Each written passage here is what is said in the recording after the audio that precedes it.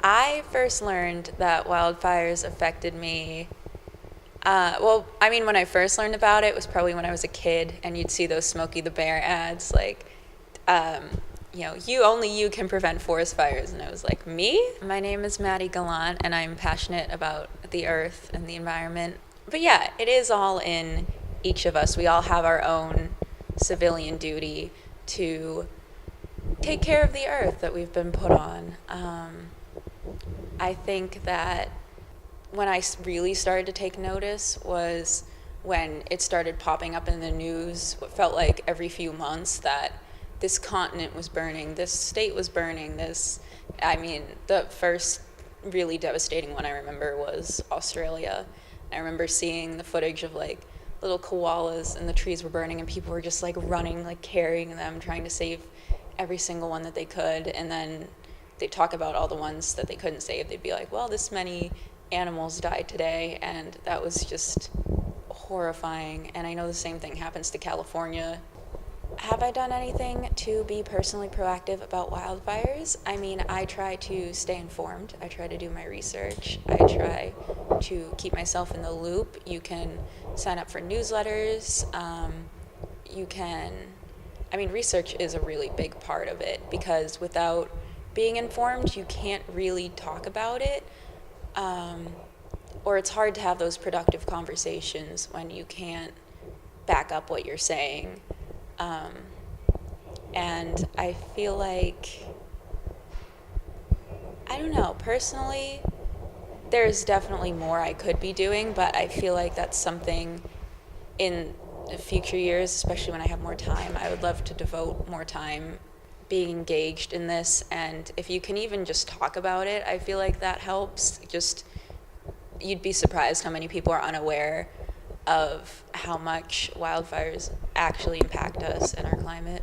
I try to do my small civic duty of, reduce, reuse, recycle, try to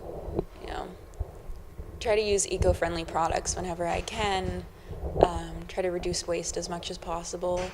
But I still think a lot of it falls on the individual when it should fall more on corporations and companies, and we need to take it upon ourselves to hold them accountable instead of holding every little person accountable for that one time they use a plastic straw instead of a metal straw, or throw something away that they could have recycled. I think we need to direct that anger towards corporations and start addressing them directly, which is something I would like to get into as soon as possible. Hi, I'm Farmer Jen. I'm the lead farmer and educator here at Good Pickin' Farm in Westford, Massachusetts.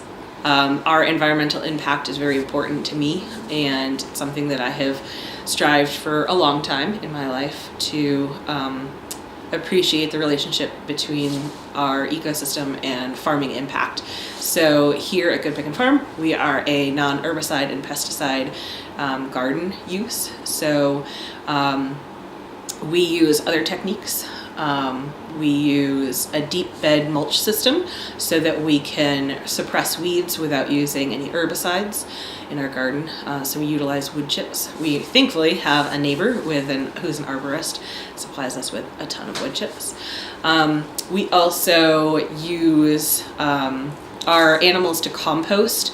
So we have chickens, we have sheep, alpacas, cow, goats, and ducks that all we give our scraps and weeds that do grow in the garden, and whenever we are rotating crops, we feed to our livestock along with their just regular waste. So we utilize their waste byproduct as compost. Other ways, we always recycle. We do run a school here on the property, so we do create quite a bit of waste, unfortunately, and we try and instill with our students as much as we can to recycle. They also compost their food scraps and stuff like that. It is something that we want to get better at, so that is something that we will strive for in the future. I don't know that we have enough planning in mind, and that's definitely my fault or my responsibility.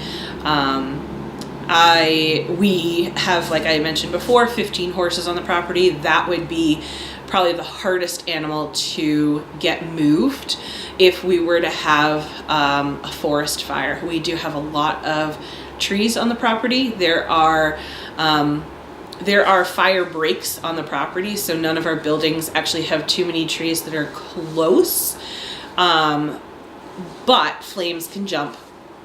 So it is also highly unlikely here in New England that we do get forest fires, because we have so many houses and natural fire breaks from roads and things like that, that it just doesn't occur as frequently as out in the western part of the US, where you have large tracts of land with very arid climate. Here we have a lot of rain. Almost all of our boarders, so the people that keep their horses here that they own, that we don't own, they're called boarders, they all own their own horse trailer. And I think we would end up having to call all of them to get their horses removed, and any other horses that we could fit into their trailer. Most trailers fit 2 to 3 horses at a time. So if all of our boarders own a trailer, and we own one trailer as well, but it's not big enough to hold all of our livestock. But I also have a lot of friends who are farmers as well that we could call in. But yeah, I think removal of animals is most important. Sometimes it's just removing them from a structure that is most likely to catch on fire to an area that is out in the open, that they're not likely to be injured. And also we have a lot of hoses and hydrants around our whole property. So if push comes to shove, you grab a hose and you start spraying things down to keep everything wet and less likely to catch on fire.